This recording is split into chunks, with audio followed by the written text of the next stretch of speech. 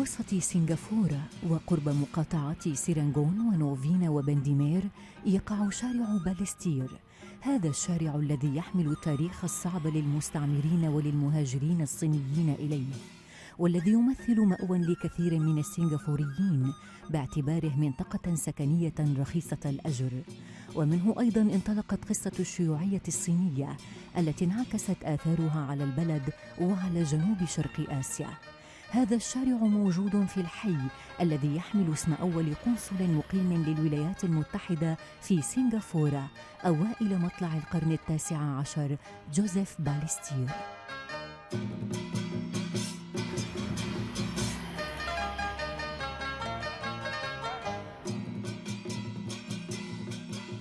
Ballistier Road is named after Mr. Joseph Ballistier, the American consul to Singapore from 1832 to 1857.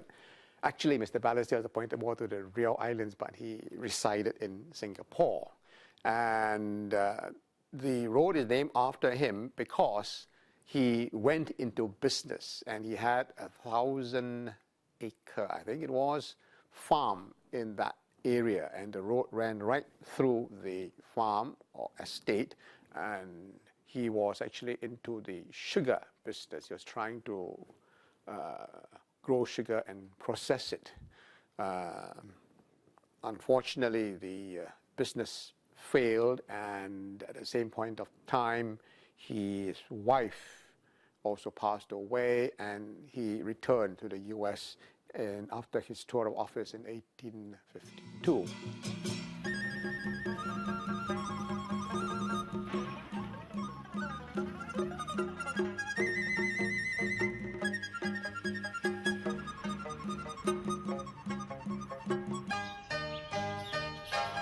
My grandfather came from China in 1937, and after that in 48 he started doing business, some chicken and some magic and potato. After that he rented a place and started selling birds and fish.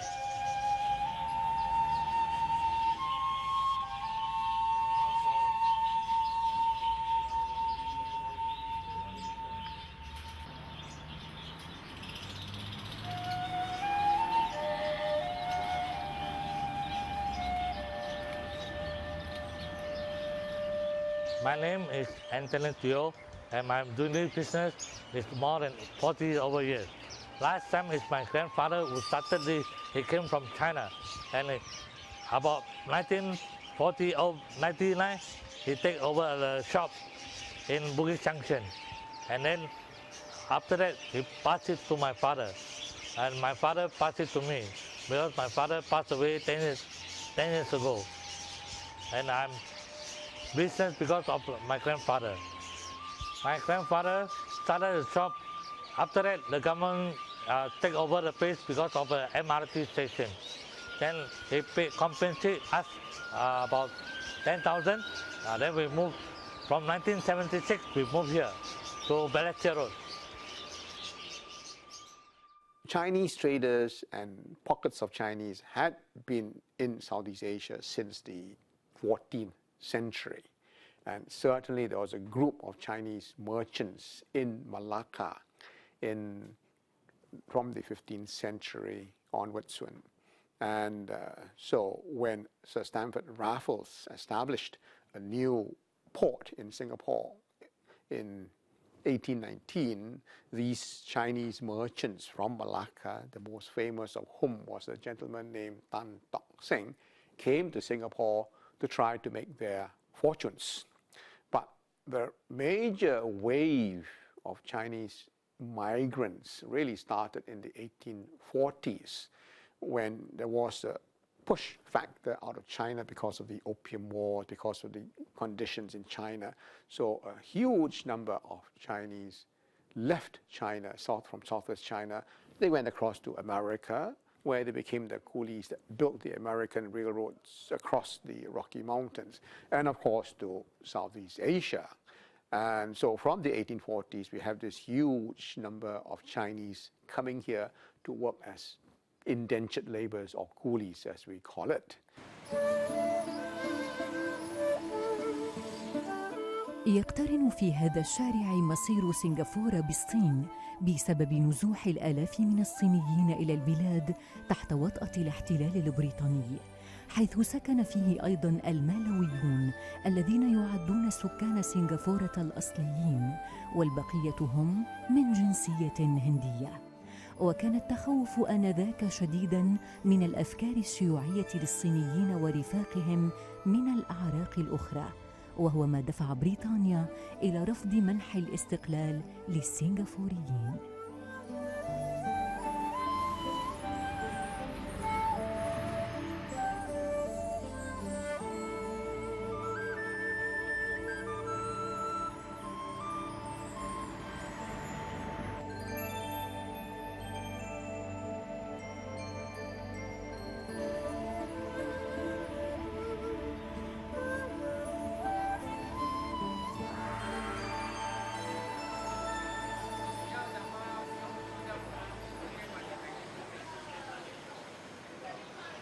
其实这个咖啡店历史是蛮久，这个咖啡店一直在这里存在，只是它的摊主一直换几次了。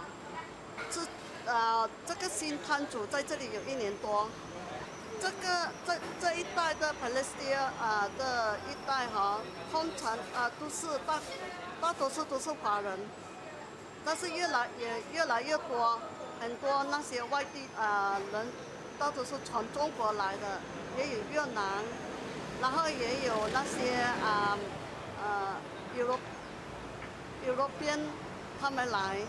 以前的本来现在是很多那种店屋，旧的店屋，但是这1年来，他们拆掉很多旧的店屋，打算起那些廉价酒店。这个咖啡店有4摊。一个就是卖水的了，主要就是卖水的了，因为通常人家来就是喝水，吃东西就是喝水，喝烧咖啡啊、烧茶这些啦，汽水这些。另一摊是卖饭的，3菜1饭的那个摊，然后一摊是马来摊就是卖那些 roti prata 的跟马来饭。但另外一摊是西餐通常都是很受欢迎在这一带，所以蛮多人来这里吃，生意也很好。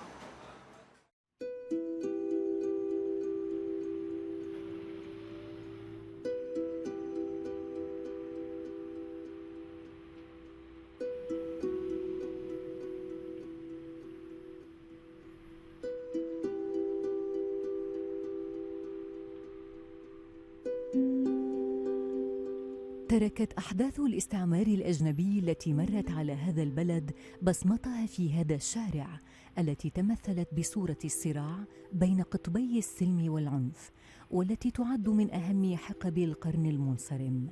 وإلى الآن ما زال الناس يعبرون هذا الشارع يومياً بين منكب على عمله، مهموم بخضم الحياة اليومية ومتطلباتها المادية، وزائر للمعبد الصيني ومصل في المسجد الهندي.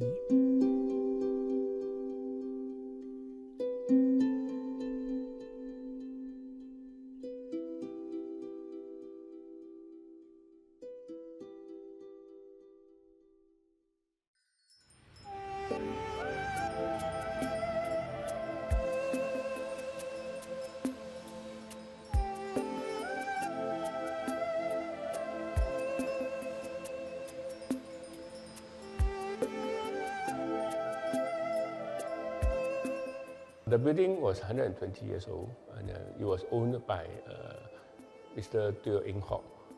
He was a rich tycoon at that time in Singapore, and he actually bought this place as a gift to his mother for her retirement use. You know, so how this thing started. But during the early stage of Sun Yat-sen visited Singapore, he actually donated this place to Dr. Sun Yat-sen for his staying in Singapore. You know, Dr. Sun Yat-sen actually do set up his the South Asia the Revolutionary Alliance, which is Tong Mun Hui, okay, at this Wan Xing Yuan, this villa, okay, during the early stage of his revolution period in Singapore. there are others people coming along with him was Wang Qingwei. So Chen Chunan actually is from Singapore, and then 还有是一个黄兴. They all came to Singapore, and then they have a meeting with the local people, which is like Zhang Yongfu, which is Teo Ing-hock, the owner of the building. And then, of course, his main purpose come to Singapore, he was to raise his fund for his uprising against the Qing dynasty. Dr. Sun Yat-sen have used this villa to plan his revolution for a few times. Okay, it was, I think it's 4 times or 3 times. Sorry, it was about 3 revolution was being planned. You know, the last one, the 10th revolution, which is the second time of Guangzhou Qi, is also was planned from here. Sun Yat-sen, when he was starting his struggle against the old Kuomintang government, looked to overseas Chinese communities for help, for support, especially funding support. So his supporters in Singapore were so supportive, taken up by him, that during his visits to Singapore, they put him up in a house. They eventually bought this house off Ballistier Road that has today become known as the Sun Yat-sen Villa. It has been preserved as a historic monument by the Singapore government because it was where Sun Yat-sen resided during his several visits to Singapore. So Sun Yat-sen did manage to raise a fair amount of money from not only the Chinese community in Singapore, but also in Penang and in Medan there.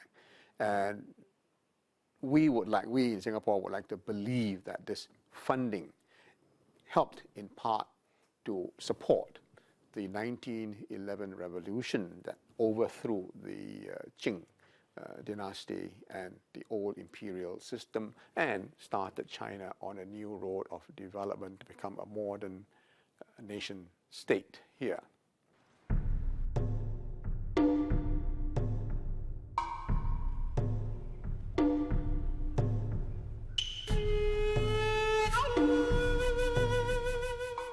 وهنا نجد في زاوية قديمة من هذا الشارع استوديو فورمر شو بيرزرز الذي بني عام 1937 واستخدم بين عامي 1942 و 1945 أثناء الاحتلال الياباني كاستوديو لبث الدعاية اليابانية من خلال الأفلام حتى نهاية الحرب العالمية الثانية.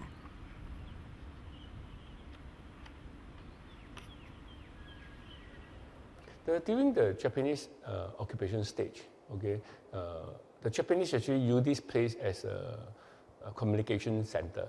So actually, there's no other local staying in this building at all. You know, I think maybe that was the reason. Because one of the reasons actually can expect it was because it was a memorial hall for Sun Yat-sen, Dr. Sun Yat-sen. Therefore, actually, what the Japanese will do is, you know, instead of you can do any other thing against me, they must well put it as their own use. You know, this is how the Japanese will work. The Japanese invasion, conquest, and occupation of not only Singapore, but also the entire Malaya and Indonesia.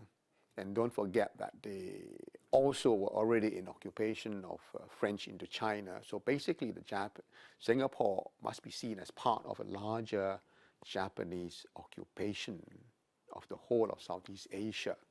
And this was done for the natural resources, especially the oil and the rubber, which they have been denied by American sanctions.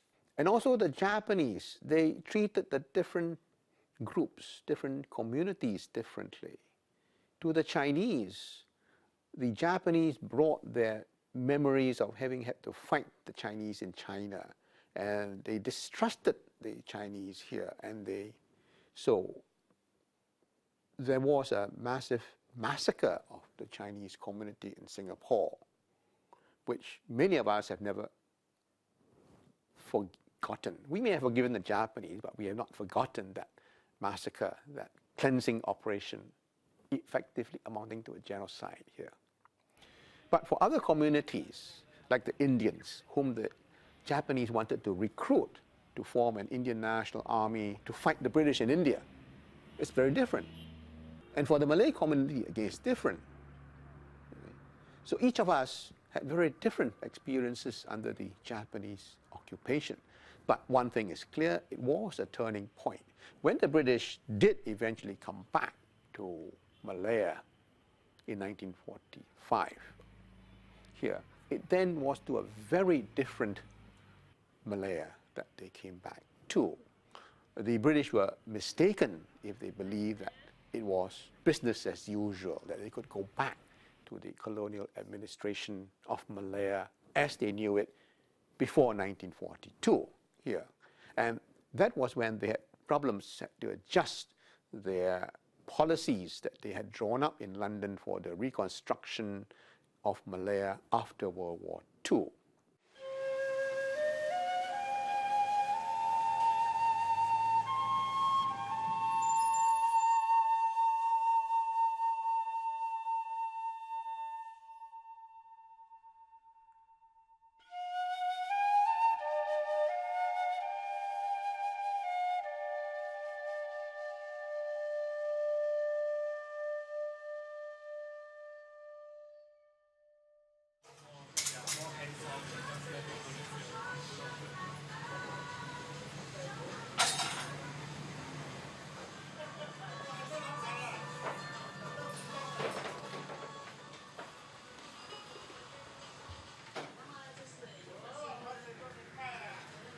This shop's the history about 40 to 50 years, and it's set up by my grand uncle's cousin. So it's passed down through families. So now the currently owner is my uncle.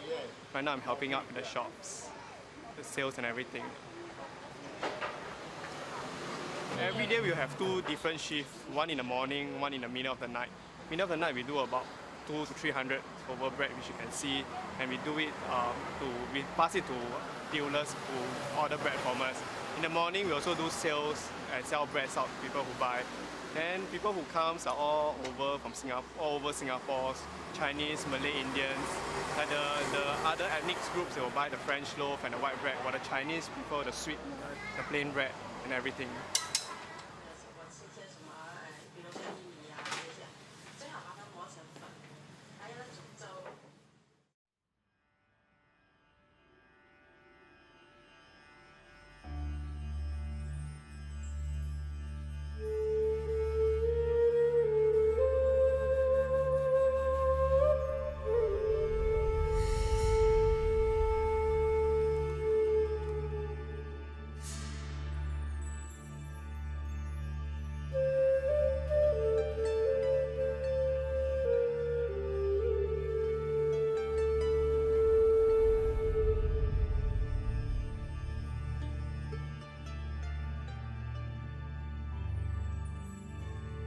这年头他们犯太岁哈，好像这有生肖的，他们的生肖年头拜，现在就要来还，不要过冬，是这样。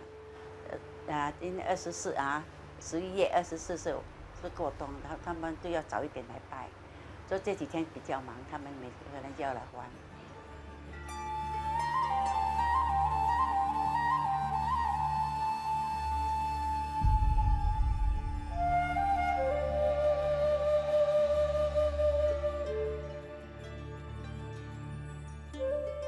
我嫁来这边是1957年，做到我的家婆1960多年，她就不能做了，就让给我做，我就一直做到现在了。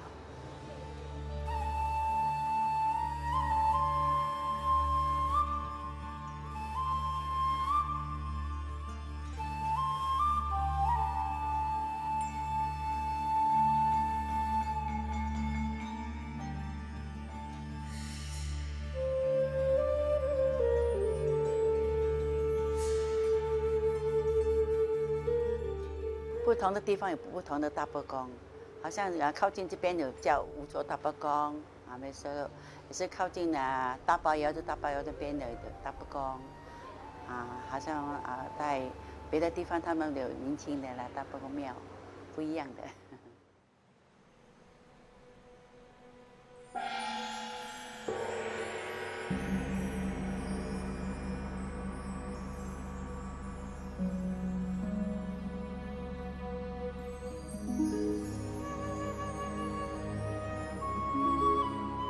يتردد المهاجرون الصينيون الجدد إلى هذا المعبد أثناء الأيام العصيبة ليجلب الازدهار إلى المنطقة ويشفي الأمراض، ويواظب المؤمنون حتى يومنا هذا على المجيء إلى المعبد للدعاء بالسلام والسكينة، حيث يضم المعبد إلى جانب توابيك كونغ عدداً من الأرباب الآخرين، من بينهم الإله النمر الذي يسود الاعتقاد بأنه يساعد الناس على تلافي الجور والإجحاف.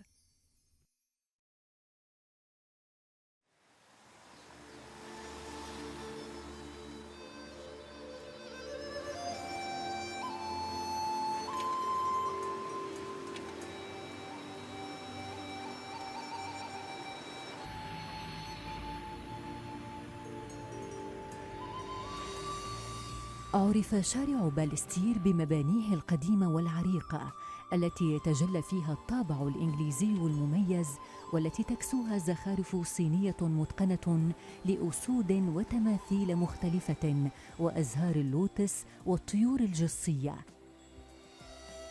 وعند زيارتك لشارع باليستير يتكون لديك مباشرة انطباع مميز عن الحداثة التي نهضت به لتجعله عصرياً يلبي جميع متطلبات ساكنيه. The US in this respect has played a very important role in shaping the historical and political development of not only Singapore but much of Southeast Asia after World War II. Fundamentally, it was the Cold War. Southeast Asia and Singapore became an arena of conflict in that Cold War, in which we in Southeast Asia had to choose. Do we go with the US or do we go with Communist China and its major ally, the Soviets? Some of us, like the Vietnamese, chose to go with the Chinese, with the Soviets, with the Communists. Others, because we were still colonies like Malaya, Singapore, had no choice but to go with the British and the US. Japan, after 1986, a US ally Japan, the yen was allowed to float, the Plaza Agreement. Suddenly the Japanese became flush with money. And that money came out to us in Southeast Asia in the form of huge Japanese investments that enabled us in Southeast Asia, in ASEAN, to develop, to economically integrate in ways that we ourselves could never have thought of. So in that sense, the US has fundamentally shaped the development of Southeast Asia.